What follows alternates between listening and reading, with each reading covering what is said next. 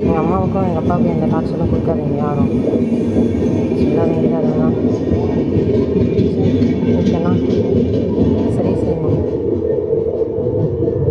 என்னை எடுக்கிறதுக்கு வந்து எங்கள் அப்பா அம்மா எந்த ஒரு குறையும் இல்லாமல் நல்லபடியாக இருங்கம்மா. எனக்கு என்ன பேசுறதுன்னு தெரியலம்மா. அடுத்தது இன்னொரு 3வது வீடியோ. நீ ஏற்றுக்கிறதா இருந்தால் நீ வாழ்ந்துக்கோ, என்னால் இதை தாங்கிக்க முடியலை. மாமா நீங்கள் ஏற்றுன்னு மட்டுமே நினச்சினா வாழ்ந்துங்கம்மா. என்னால் இதை தாங்கிக்க முடியல. அதனால தான் நீயும் என்னை ஏமாற்றின.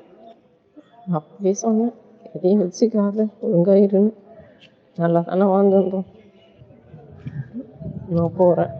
என்னால் முடியல. இதுக்கப்புறம்லாம் தாங்கிக்கவே முடியாது. நிறைய நடந்துகிட்டே இருக்கும். இதுக்கு யாராவது ஒருத்தர் விட்டு கொடுத்தா தானே. நான் விட்டு கொடுக்குறேன், நீ பத்திரமா இரு, நல்லா சாப்பிடு, நல்லா வாழ. இந்த வீட்டில் இருக்கிறவங்க உன்னை ஏமாத்துறாங்க.